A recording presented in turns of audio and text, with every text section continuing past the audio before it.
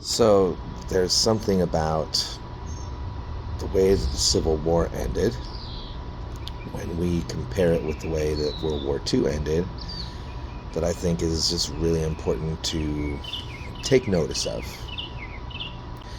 So at the end of the Second World War, very explicitly and very publicly, the United States, many members of the United States and even the United States government assisted in helping relocate Nazis from Europe to South America.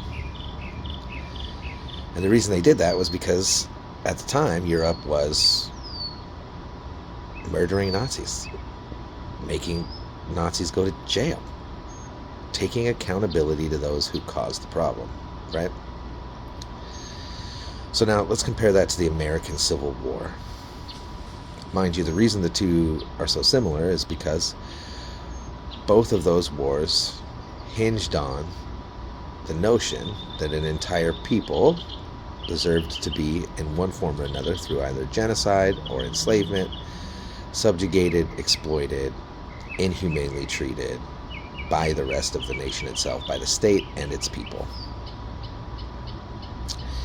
But when the Civil War ended, we didn't have any of that. When the Second World War ended, so when the Second World War was over, Nazis had to flee. They didn't get to stay and be Nazis who had been defeated but still Nazis in Germany.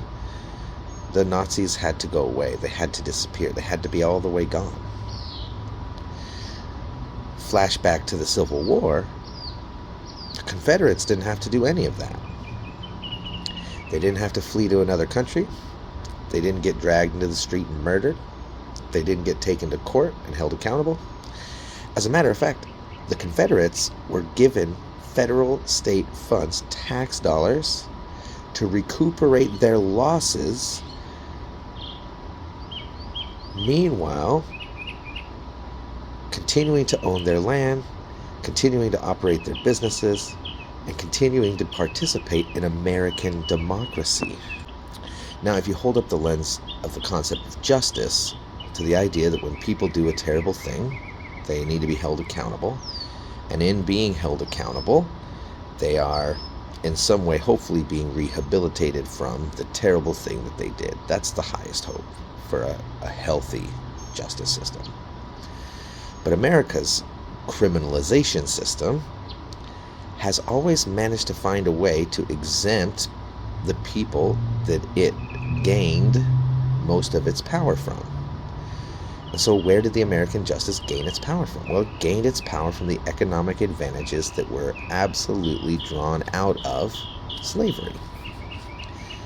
So imagine the United States of America finishes the Civil War, allows all of these people to stay right where they were, enfranchises them in our government and in our democratic processes, while simultaneously continuing to oppress those who were already previously oppressed in the first place, just a little bit less.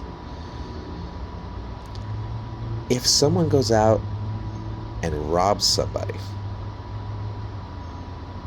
and then damages their property and then takes everything that they have away from them, we would, in modern America, throw the book at them. Right? At least that's what we hope we would do. At what point in American history can anyone point to where the South and its leaders and its supporters and sympathizers ever find themselves being held accountable?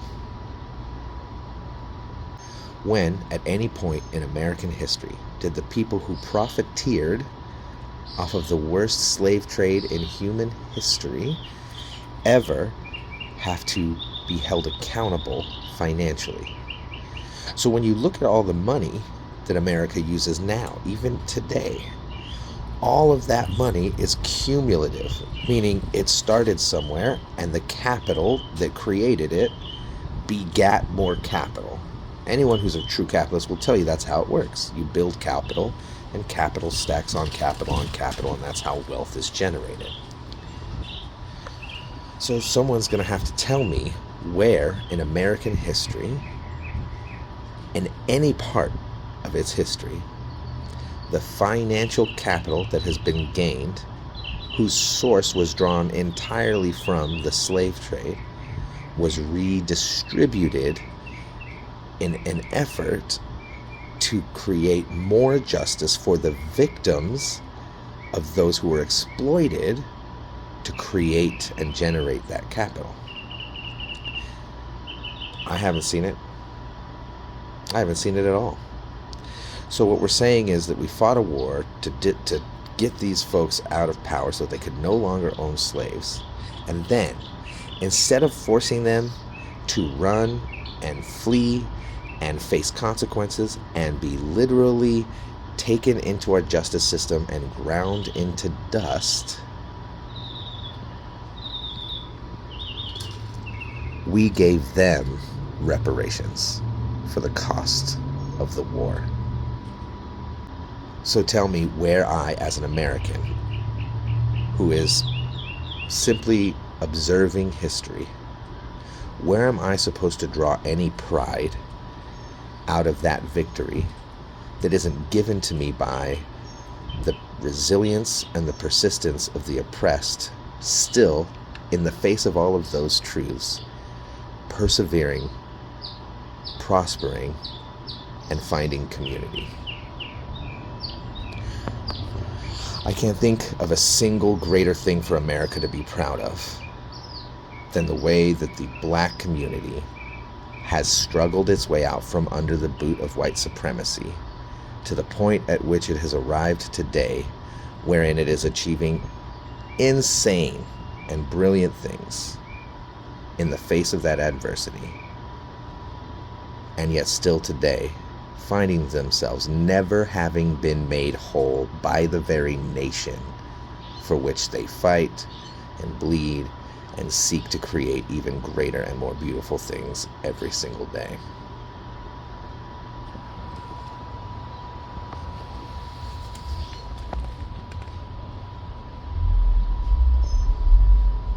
Maybe it's time to get that job done.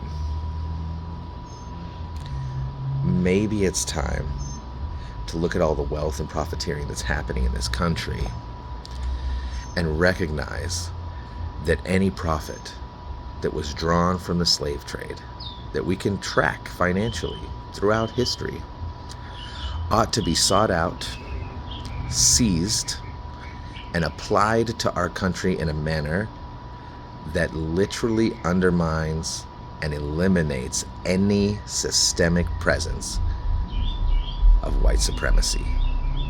I wonder what we could accomplish for the American people of all colors and of all creeds and of all religions and races if we had all that money and said, maybe the ancestors of the folks who profiteered off of that industry don't deserve to be leaders of industry anymore.